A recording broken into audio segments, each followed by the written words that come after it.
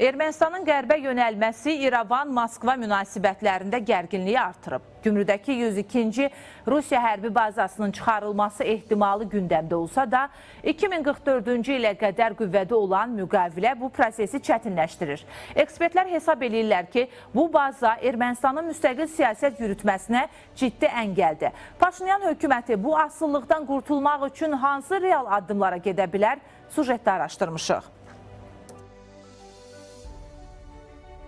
Ermənistanın Avropa ilə yaxınlaşmaq istiqamətində atdığı ardıcıl addımlar İrəvan-Moskva münasibətlərində ciddi çatlar yaradıb. Baş nazir Nikol Paşinyanın rəhbərlik etdiyi hökumət son illərdə ölkə ərazisindəki Rus hərbi mövcudluğunu tədricən zəiflətmək istiqamətində real addımlar atıb. Bu prosesin növbəti mərhələsi isə Gümrüdə yerləşən və strateji əhəmiyyət daşıyan 102-ci Rusiya hərbi bazasının çıxarılması ehtimalı gündəmə gəlib. Bu fikirdən Hraparak nəşri çıxış edib. Lakin prosesin necə olacağı hələ məlum deyil. Çünki Gümrüdəki 102-ci Rusiya hərbi bazası 1995-ci ildə dövlətlərarası müqavilə əsasında yaradılıb. İrəvan və Moskva arasında hərbi əməkdaşlıq müqaviləsi əvvəlcə 25 il müddətinə imzalanıb. Növbəti mərhələdə sabiq Rusiya prezidenti Dmitri Medvedevin 2010-cu ildə səfəri zamanı sazişin müddəti daha 49 il, 2044-cü ilə qədər uzadılıb. Ekspertlər deyirlər ki, Rusiyanın həmin bazanı vaxtından əvvəl Ermənistan ərazisindən çıxarması qeyri-realdır.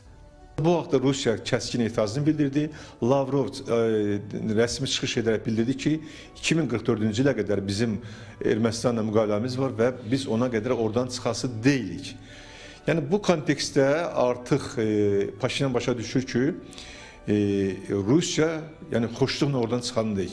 Rusiya oradan 102-ci bazanı o zaman çıxara bilər ki, Rusiya-Ukrayna müharibəsi məğlub olsun, Rusiyada dağılma prosesi getsin və o zaman onda 102-ci hərbi baza Ermənistandan çıxarıla bilər. Ermənistan ərazisindən Rus hərbçilərinin çıxarılması məsələsi ilk dəfə 2024-cü ildə liderlər arasında danışılıb. Hətta həmin tarixdən bir müddət sonra proses reallaşıb. Eyni ilin dekabrında Ermənistan İran sərhədinə nəzarət edən Rus hərbçilər ərazidən çıxarılıb. İrəvanın Moskvaya qarşı növbəti addımı 2025-ci ilin martında atılıb. Bu dəfə Rus əsgərləri Türkiyənin sərhəddən Marqara keçid məntəqəsindən uzaqlaşdırılıb. Bütün bu proseslər qarşılıqlı danışıqlar əsasında baş tutsa da, Rusiya mövcud vəziyyətdən narahatdır. Hər iki ölkənin lideri sonuncu dəfə mayın 9-da Moskvada görüşüblər. Lakin Paşinyan və Putin arasında təkbətək danışıqlar baş tutmayıb. Buna baxmayaraq Vladimir Putin tədbirdə iştirak edən bütün dövlətlərin başçıları ilə ayrı-ayrılıqda görüşlər keçirib. Həmin tendensiya tərəflər arasında münasibətlərin daha da sərtləşdiyini göstərir. Şərhçilər bildirirlər ki, bütün bunlara rəğmən Ermənistan ərazisində Rusiyanın 102-ci hərbi bazasının mövcudluğu İrəvan hökumətinin müstəqil siyasət yürütməsinə əngəl olur. İrəvanın belə görünür ki,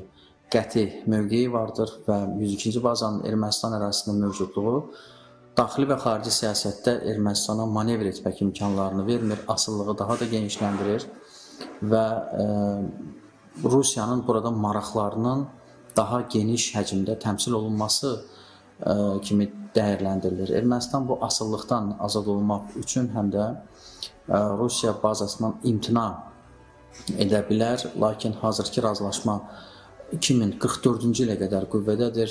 Analitiklərin fikrincə, hazırda Paşinyan ölkəsini Qərbin çətiri altında möhkəmləndirməyə çalışır. Əgər bu məqsədinə tam nail olsa, 102-ci hərbi bazanın Ermənistandan çıxarılması haqqında cəsarətli danışa bilər. Lakin 2044-cü ilə qədər keçərli olan müqavilə İrəvanı Moskvadan asılı halda saxlayır.